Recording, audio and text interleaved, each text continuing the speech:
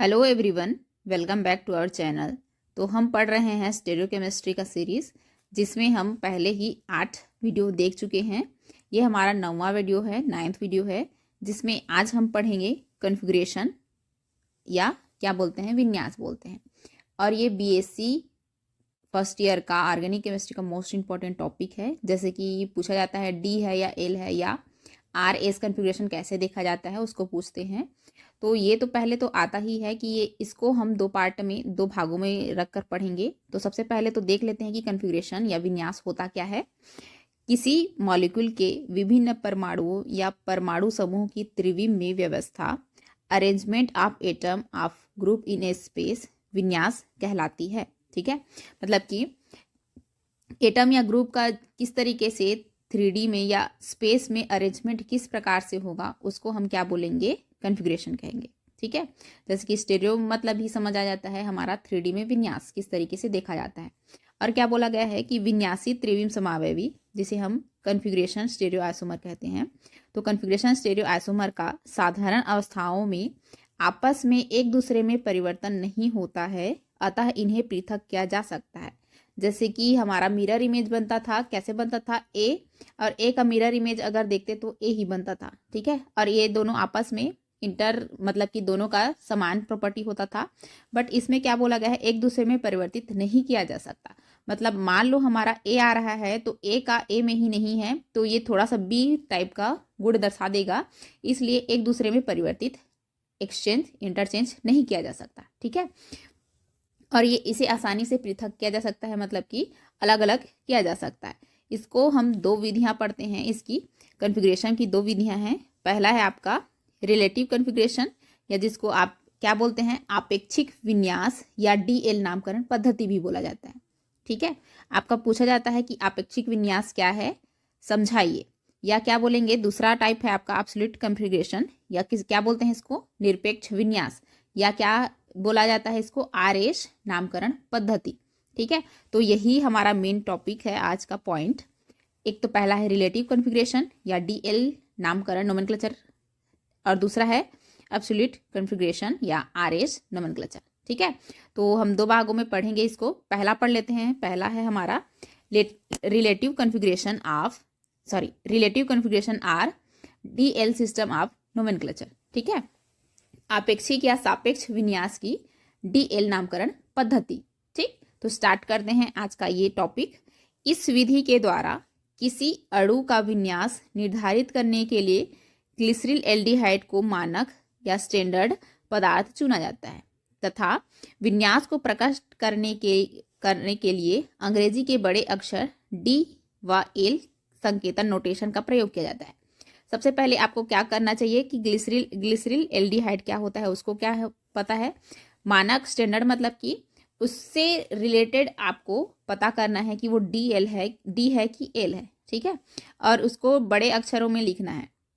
पहले में जब हम समीकरण कर रहे थे तो उसमें छोटा छोटा लिखे थे डी और एल को, याद करिए। और यहाँ पे आपको कैपिटल में लिखना है, बड़े अक्षरों में लिखना है। ठीक है, नोटेशन से। और क्या बोला गया है कि कार्बन की टेट्राहीड्रल प्रकृति के आधार पर ग्लिसरील एल्डिहाइड के विन्यास को प्रक्षेप्य सूत्रों प्रोजेक्शन फार्मूला की सहायता से निम्न प्रकार प्रकट किया जा सकता है। मतलब कि कार्बन का टेट्राहीड्रल स्ट्रक्चर होता है, याद करिए, इस तरीके से हम लिखते हैं, या इसको इस तरीके से शो कर देते हैं, ऐसा करते हैं ना। तो उसको किस तरीके से प्रोजेक्शन फार्मूला के द्वारा निरूपित किया जाता है, उसको देखते हैं। ठीक है, तो ये है हमारा कार्बन जो मेन बीच का है, उससे रिलेटेड हमारा देखा जाएगा। ठीक है, ये होता है ग्लिसरील एल्डिहाइड। तो अब इसमें लिखे हैं कि डी है और ये एल है, तो डी और एल को कैसे शो करेंगे उसको देखते हैं। तो आप ये देखिएगा, कोई सा भी आपका मॉलिक्यूल हो, ग्लिसरील एल्डिहाइड आपका मानक होना चाहिए। ठीक है, मतलब कि मिनिमम आपका ये होना चाहिए, और आगे कार्बन बहुत सारा बढ़ सकता है। तो देखते हैं इसको डी क्यों बोला जाता है और एल क्यों बोला जाता है। तो आप ये समझना कि जो हाइड्रोजन होता है उसके अपोजिट में आपका OH रहता है। ठीक है ना, और हाइड्रोजन हमारा क्या है, वो सबसे मिनिमम नंबर रहेगा। सीक्वेंस रूल अगर आप पढ़ेंगे हम, तो उसमें क्या होता है, हाइड्रोजन चौथे नंबर पे आता है। तो उसके अपोजिट में जो OH ग्रुप है उसको पकड़ कर चलना है, और क्या देखना है, जो OH ग्रुप है वो आपका राइट साइड में है कि लेफ्ट साइड में है, उसको देखना है। अगर OH ग्रुप राइट में रहता है, ठीक है, तो इसको क्या बोलते हैं? अगर OH ग्रुप राइट में रहता है तो D बोला जाता है, अगर लेफ्ट में रहता है तो उसको क्या बोलते हैं? L बोलते हैं। ये थोड़ा सा याद रखिएगा। तो हमारा क्या है? ये D है। तो OH ग्रुप कहाँ पे है? राइट साइड में है, इसीलिए इसका नाम D पड़ा है। और ये देखो, ये OH ग्रुप कहाँ पे है? लेफ्ट साइड में है, इसी के कारण इसका नाम L पड़ा है। राइट मतलब कि D और लेफ्ट मतलब कि L। ठीक है, इतना तो समझ आ जाएगा ना। अब नया नया एग्जाम्पल में देखते हैं कि ये D होगा कि L होगा करके। तो स्टार्ट करते हैं नया एग्जाम्पल, जैसे कि ग्लूकोज ले लेते हैं। ठीक है, ये ग्लूकोज है हमारा। तो ग्लूकोज जनरली आप देखोगे कि ग्लूकोन D लिखा रहता है, ठीक है ना। तो अब इसमें कैसे देखेंगे? उसमें तो चलो एक था ये OH, तो एक को देख लिए। बट यहाँ पे देखोगे तो ये तो बहुत सारा OH है ना। 1 हो गया, 2 हो गया, 3 हो गया, ये 4 हो गया। तो ग्लूकोज में कैसे देखें? तो ये याद रखना आप, इसको पहले तो नंबरिंग कर लेना। तो नंबरिंग कैसे करेंगे? हाइड्रॉक्सिल ग्रुप को हाइड्रॉक्सिल बोलती हूँ, एल्डिहाइड ग्रुप को 1 मानेंगे, ये दूसरा कार्बन, ये तीसरा, ये चौथा, ये पांचवा और ये छठवां। तो आपको क्या करना है? फर्स्ट और 6 में तो OH को उतना कंसिडर नहीं करते हैं। तो क्या करोगे आप? ऊपर से नीचे आना और लास्ट वाले कार्बन पे जो हाइड्रोजन के अपोजिट में OH रहेगा उसको देखना है। ठीक है, तो हमारा लास्ट वाला तो कार्बन 6 वाला था, बट उसमें OH और OH को उतना कंसिडर नहीं किया जाता है। क्या करेंगे हम? 5वां वाला देखेंगे, और 5वां वाले में जो OH है उसको देखेंगे। ठीक, लास्ट वाले कार्बन पे OH को देखना है आपको। तो ये OH कहाँ पे है? राइट साइड में है। तो राइट साइड में है तो क्या हो जाएगा आपका? D हो जाएगा। तो इसीलिए इसको ग्लूकोज D ग्लूकोज बोला जाता है। ये हो गया हमारा। अब इसमें देखते हैं लैक्टिक एसिड में। तो लैक्टिक एसिड में कैसे करेंगे? ये इसमें भी H और OH एक ही है, और ये क्या है? राइट साइड में है, तो इसको नाम क्या कहलाएगा? D। तो लिख देते हैं ये क्या लैक्टिक एसिड है? D लैक्टिक एसिड है। ये हो गया। अब देखना है थर्ड एग्जाम्पल में। देखिए यहाँ पे हमारा फिर से एक ये कार्बन हुआ, दूसरा ये कार्बन हुआ, 2 कार्बन है। तो आपको फिर से वही नंबरिंग करना है, या तो ऊपर से करो या नीचे से करो, दोनों एसिड ग्रुप है। तो ऊपर से कर देते हैं 1 2 3 और ये 4। तो लास्ट वाला कार्बन कहाँ पे मिला? हमारा 3 पोजीशन पे। तो उसमें देखेंगे हाइड्रोजन के अपोजिट में कहाँ पे है हमारा OH ग्रुप? लास्ट में है आपका। ठीक है, मतलब कि राइट साइड में है, तो उसको क्या बोल देंगे? D tartaric acid. तो इसका नाम लिख लेना, D टार्टरिक एसिड। ठीक है, तो लास्ट में जो रहता है OH ग्रुप, जो राइट में रहेगा तो D लिखना, अगर लेफ्ट में रहता है तो वो L लिखना है। मान लो इसी को मैं बदल करके इसको H रख देते हैं और इसको OH कर देते हैं। ठीक है, तब ये क्या कहलाएगा हमारा? ये L लैक्टिक एसिड कहलाएगा। L lactic acid. और L लैक्टिक एसिड क्यों कहलाएगा? कि OH ग्रुप आपका क्या पे है? लेफ्ट पे है, इसलिए L लैक्टिक एसिड होगा। कब? जब हमारा H यहाँ पे H रहेगा और OH यहाँ पे रहेगा। नहीं तो सिंपल सा हम क्या लिखेंगे? D। अगर इस तरीके से है, OH आपका राइट साइड में है तो D लैक्टिक एसिड है, और लेफ्ट साइड में रहेगा तो L लैक्टिक एसिड होगा। ठीक है, अब ये पता चल गया कि D कब लिखना है और L कब लिखना है। अब आगे बढ़ते हैं, और क्या क्या है? यदि असममित मतलब कि एसिमेट्रिक कार्बन एटम पर हाइड्रोजन या OH के स्थान पर कोई अन्य समूह उपस्थित है, तो इसका नामकरण करते समय यह देखते हैं कि हाइड्रोजन या सबसे छोटे समूह के सापेक्ष प्रमुख प्रतिस्थापी किस ओर है। अब तो देखो ये क्या बोला गया है कि अगर आपका एग्जाम्पल में H और OH ग्रुप है तो सही है, ठीक है, कि इस तरीके से OH अगर राइट में रहता है तो D बोल देंगे, और OH अगर लेफ्ट में रहता है तो L बोल देंगे। लेकिन जब हमारा OH नहीं रहता है तब की स्थिति में क्या करना है बोला गया है।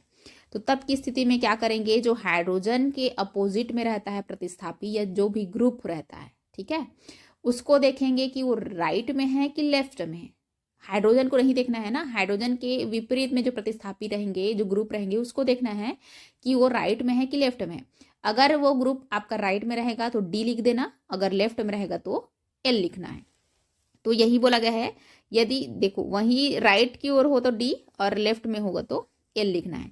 तो अब एग्जाम्पल लिया गया है, देखो जैसे कि यहाँ पे तो OH ग्रुप नहीं है ना, हाइड्रोजन के बगल विपरीत में क्या है, NH2 ग्रुप है। इसमें भी देखोगे विपरीत में क्या है, NH2 ग्रुप है। तो OH तो है नहीं, तो कैसे करेंगे, तो घबराना नहीं है। सिंपल हाइड्रोजन के विपरीत में जो भी रहेगा, लेफ्ट राइट, देखो यहाँ पे राइट में है तो ये इसको D लिख देंगे, और ये लेफ्ट में है तो इसको क्या लिख देंगे हम, L लिख देंगे। तो ये है आपका ग्लिसरैल्डिहाइड या ग्लिसरिक एसिड में जो भी आपका D और L नामकरण की विधि। और अगर NH2 ग्रुप रहता है तो किस तरीके से रखते हैं, ये हो गया हमारा। ठीक है, तो इसका नाम ये लिख देते हैं D और इसको लिख देते हैं L। और क्यों है आपका ये NH2 और NH2 की वजह से है करके यहाँ पे शो कर दीजिएगा। ठीक है, ये समझ आ गया D कब लिखना है और L कब लिखना है। तो ये हो गया हमारा D और L। अब देख लेते हैं और क्या क्या बोला गया है। जो समावयवी आइसोमर डिग्लिसरैल्डिहाइड में परिवर्तित किया जा सकता है अथवा इससे प्राप्त किया जा सकता है, डी सीरीज का सदस्य माना जाता है। ठीक है, डिग्लिसरैल्डिहाइड में परिवर्तित किया जा सकता है या उससे प्राप्त किया जाता है तो डी बोला जाएंगे, डी सीरीज वाले हैं बोले जाएंगे। और अगर एल ग्लिसरैल्डिहाइड में परिवर्तित किया जा सकता है या उससे प्राप्त किया जा सकता है तो उसको क्या बोलेंगे हम, एल सीरीज का सदस्य बोलेंगे। ठीक है, तो ये हो गया हमारा डी और एल। अब नेक्स्ट देखते हैं दूसरा प्रकार। हमारा दूसरा प्रकार क्या है, absolute configuration RS system of nomenclature या निरपेक्ष विन्यास या आरएस नामकरण पद्धति। मोस्ट इंपॉर्टेंट है, या तो दोनों पूछता है या तो एक पूछता है। ठीक है, और सीक्वेंस रूल यहाँ पे आएगा, अब सीक्वेंस रूल पूछा जाएगा। तो देखते हैं अब क्या है। किसी मॉलिक्यूल के वास्तविक विन्यास को निरपेक्ष विन्यास एब्सोल्यूट कॉन्फ़िगरेशन कहते हैं। वास्तविक को जो देखा जा रहा है उसको हम क्या बोलेंगे, निरपेक्ष विन्यास बोलेंगे। ठीक है, वास्तविक विन्यास यहाँ पे थोड़ा सा हेडिंग करके लिखिएगा कि वास्तविक विन्यास को ही हम क्या बोलेंगे, निरपेक्ष विन्यास कहते हैं। अब क्या बोला गया है कि वैज्ञानिक है, 3 वैज्ञानिक, कॉन, इनगोल्ड और प्रिलॉग। ठीक है, इनके अनुसार से एक रूल दिया जाता है, इसको सभी का शॉर्ट लेकर के CIP रूल बोलते हैं उसको। ठीक है, तो कॉन, इनगोल्ड और प्रिलॉग ने ऐसी पद्धति बनाई जिससे विन्यास स्पष्ट होता है। इस पद्धति को RS पद्धति कहते हैं।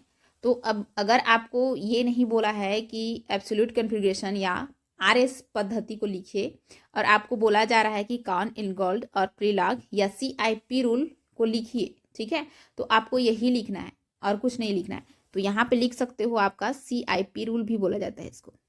ठीक है, तो CIP रूल अलग से दिया गया भी है और इसी को भी बोल सकते हैं।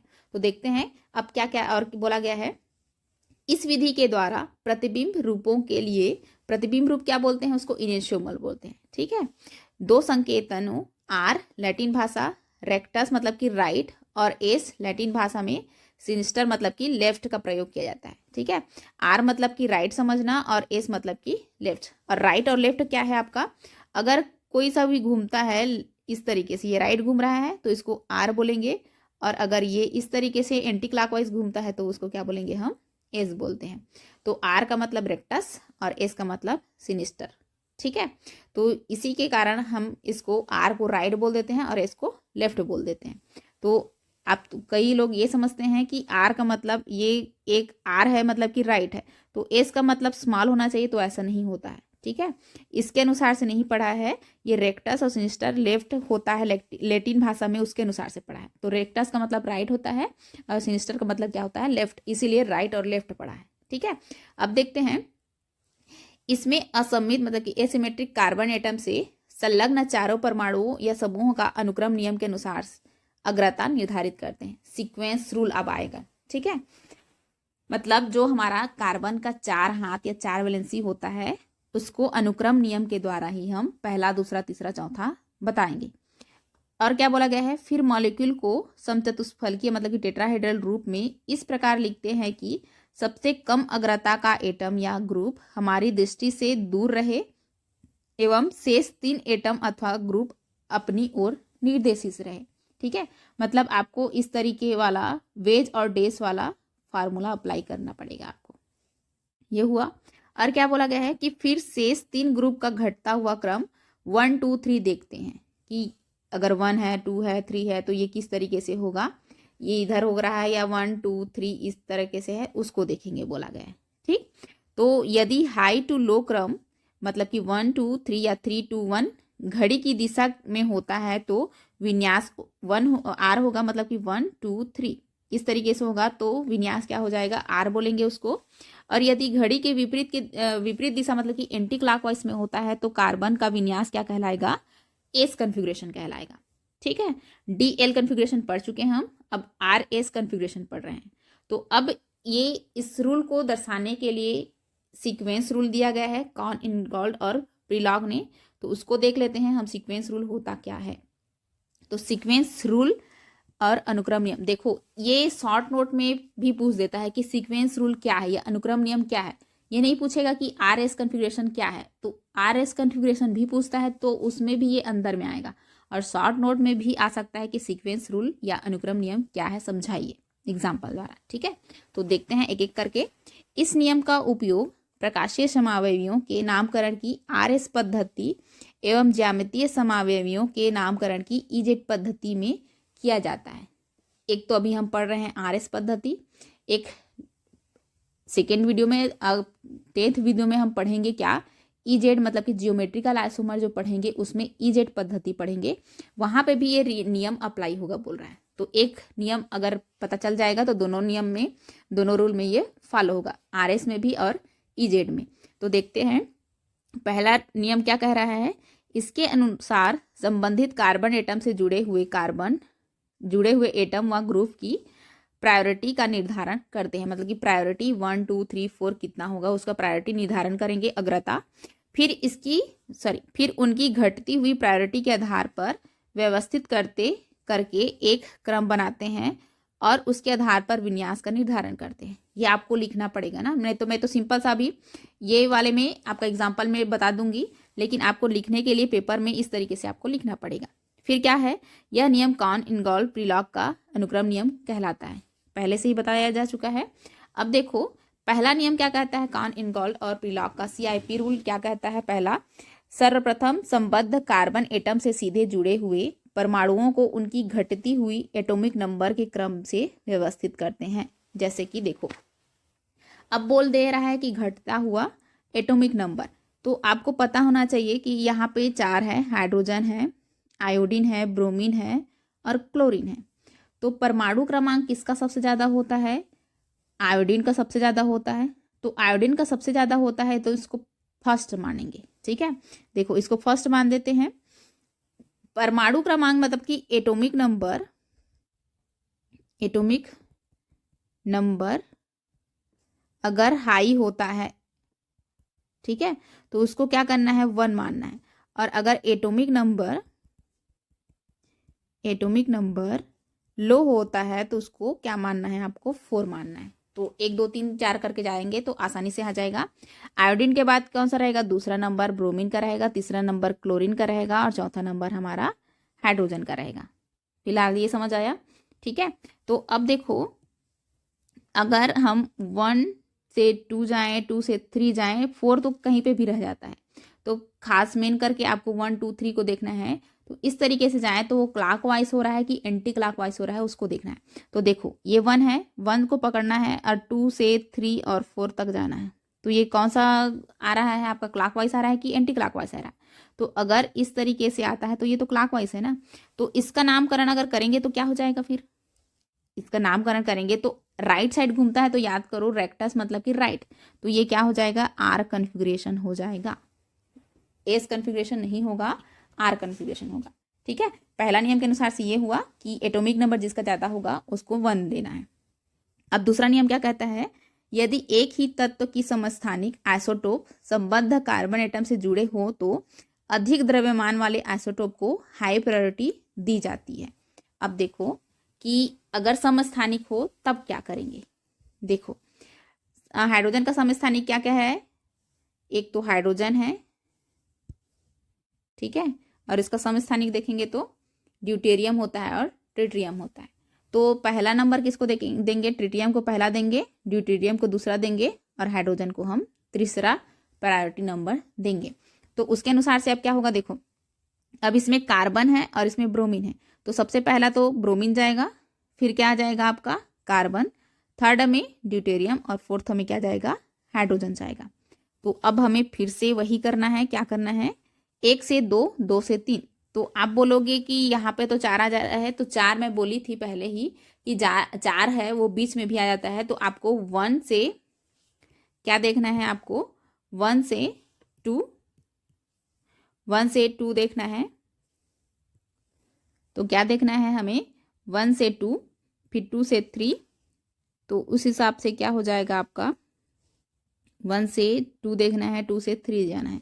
तो यहाँ पे 1 है, फिर कहाँ है 2 है, फिर 3 है। ठीक है, तो ये इस तरीके से हो रहा है, मतलब कि एंटी क्लॉकवाइज है। तो एंटी क्लॉकवाइज को हमें क्या करना है, एस से कन्फिग्रेशन से शो करना है। तो ये वाला क्या हो जाएगा आपका, एस कन्फिग्रेशन हो जाएगा। दूसरा नियम समझ आया, मतलब कि जो आइसोटोप होंगे, जो बड़े वाले आइसोटोप होंगे जिसका द्रव्यमान अधिक होगा, उसको हम 1 देंगे, फिर 2, फिर 3 देंगे। ठीक है, ये हो गया दूसरा नियम। अब तीसरा नियम क्या बोलता है उसको देखते हैं। यदि नियम 1 के अनुसार 2 ग्रुप की आपेक्षिक प्रायोरिटी का निश्चय करना संभव न हो तो इन ग्रुप के अगले एटम की तुलना करके आपेक्षिक प्रायोरिटी निश्चित की जाती है। ठीक है, पहले नंबर तो बोल दिया कि एटॉमिक नंबर जिसका ज़्यादा होगा उसका प्रायोरिटी नंबर 1 देना है। बट अगर दोनों सेम है अगल बगल, जैसे कि देखो यहाँ पे ये कार्बन को देखना है हमें, तो ये एक कार्बन है, यहाँ पे भी एक कार्बन है, तो दोनों को तो कार्बन सेम है। तो उसके क्या करेंगे, उसके आगे वाले एटम पे हम निर्भर हो जाएंगे कि किसको पहला देना है, किसको दूसरा देना है।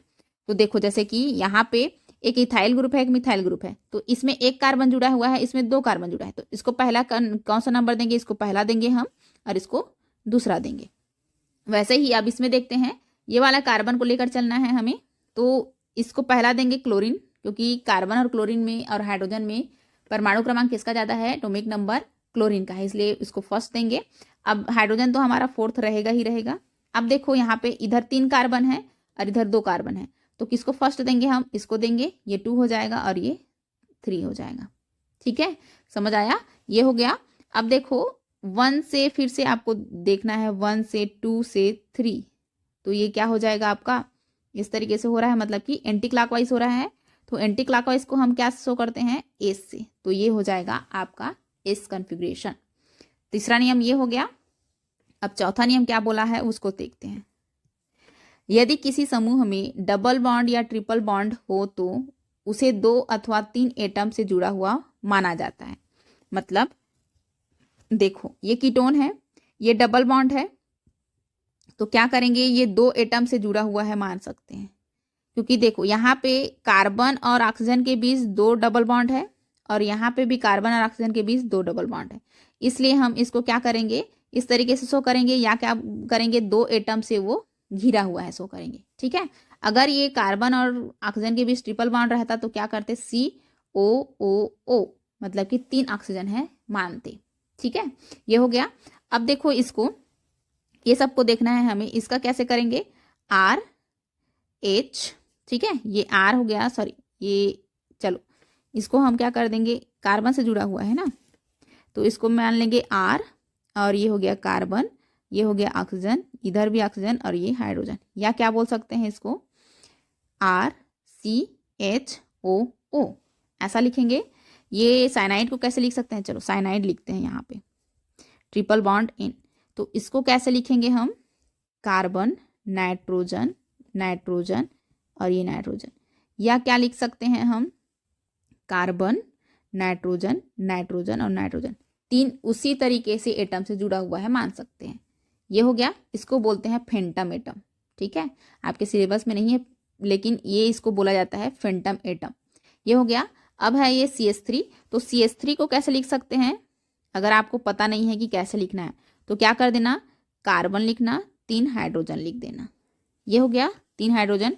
वैसे ही CH2, CH3 को कैसे लिखेंगे, CH2, CH3 को कैसे लिखना है हमें, कार्बन के साथ 2 हाइड्रोजन और कार्बन के साथ 3 हाइड्रोजन, ये 3 हाइड्रोजन है ना, 3 हाइड्रोजन को यहाँ पे, तो ये हो गया आपका फेंटम एटम।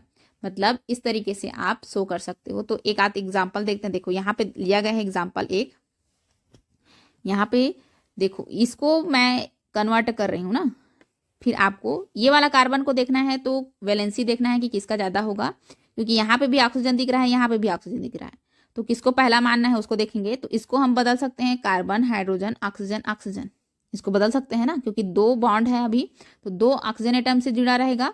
अब ये आपका कार्बन और ये OH और ये H, और इसको हम HHOH ऐसा लिख सकते हैं। अब नंबरिंग करते हैं, ठीक है। तो किसको पहला नंबरिंग देंगे, तो देखो पहला आइटम तो समान है कार्बन और कार्बन, तो दोनों कट गया। दूसरा समान है हाइड्रोजन और हाइड्रोजन, दोनों कट गया। यहाँ पे तीसरा देखो ऑक्सीजन है, यहाँ पे हाइड्रोजन है, तो इसको हम पहला नाम देंगे ना, क्योंकि ऑक्सीजन आपका एटॉमिक नंबर हाइड्रोजन से ज़्यादा होता है, तो इसको हम पहला दे देते हैं और इसको दूसरा हो जाएगा। सॉरी, ये पहला नहीं होगा, सबसे पहले तो ये ऑक्सीजन से जुड़ा हुआ है, मतलब कि इसको पहला मानते हैं। अरे ये OH, इसको पहला मानेंगे क्योंकि सीधा ये कार्बन और ऑक्सीजन है, तो ऑक्सीजन को पहला मानेंगे, तो इसको दूसरा ले लेंगे, इसको तीसरा, और ये हो जाएगा आपका चौथा। तो ये इस तरीके से नंबरिंग करना है हमें, ठीक है। अब अगला देखते हैं कि ऑर्डर इसका क्या होगा, किसको पहला, दूसरा, तीसरा, चौथा दे सकते हो आप इसका नंबरिंग।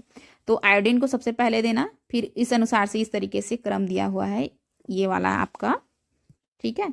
ये ऑर्डर है पूरा, अगर पढ़ना चाहते तो इसको पढ़ लो, नहीं तो सिंपल सा अगर फेंटामेटम ये वाला रूल पढ़ोगे तो आसानी से 1 2 3 4 करके डिसाइड कर सकते हो। ये हो गया। अब इस तरीके से एग्जाम्पल वेज और डेज में कैसे करते हैं उसको देखते हैं, ठीक है। तो वही नियम है आपका, जिसका परमाणु क्रमांक ज़्यादा उसको 1, ये आयोडीन 1 देंगे, ब्रोमीन को 2, क्लोरीन को 3 और फ्लोरीन को 4।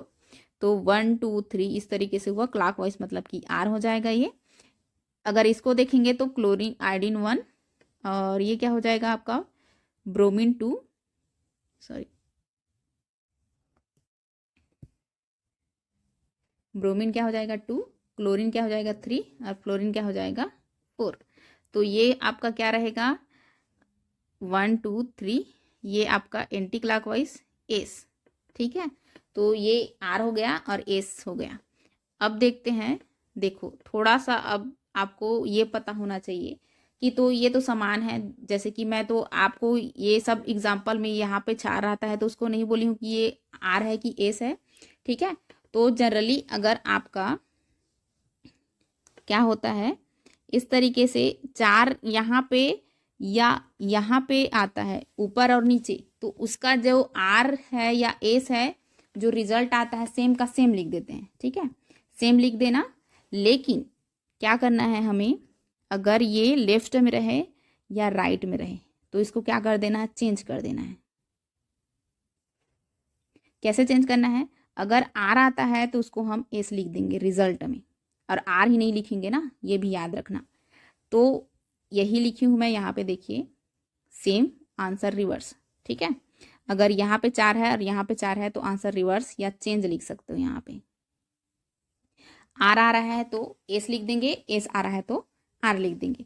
और वैसे ही अगर आपका ये अगर 4 ग्रुप इस ऐसे डेज में है तो आंसर तो सेम रहेगा, बट अगर आपका ये 4 ग्रुप अगर वेज में रहता है, सॉलिड लाइन में रहता है, तो वहाँ पे भी आंसर क्या कर देना है, हमें रिवर्स कर देना है या चेंज कर देना है। तो इतना आप जानते रहो फिलहाल अभी अनुक्रम नियम में, और अलग अलग एग्जाम्पल के द्वारा बताऊंगी मैं ये RS और किस तरीके से शो करते हैं, ये आपका थ्योरी के लिए, ठीक है। और अगर RS नोमेनक्लेचर बोलेगा कि इसका जैसे कि मॉलिक्यूल दे दिया, ठीक है, एग्जाम्पल दे दिया और इसमें R है कि एस बोलेगा, तो इस तरीके से कैसे कैसे होगा उसको हम नेक्स्ट वीडियो में देखेंगे, ठीक है, अलग से। ये थ्योरी वाला पार्ट था, तो इस वीडियो में यहीं तक रखते हैं, मिलते हैं नेक्स्ट वीडियो में, तब तक के लिए धन्यवाद।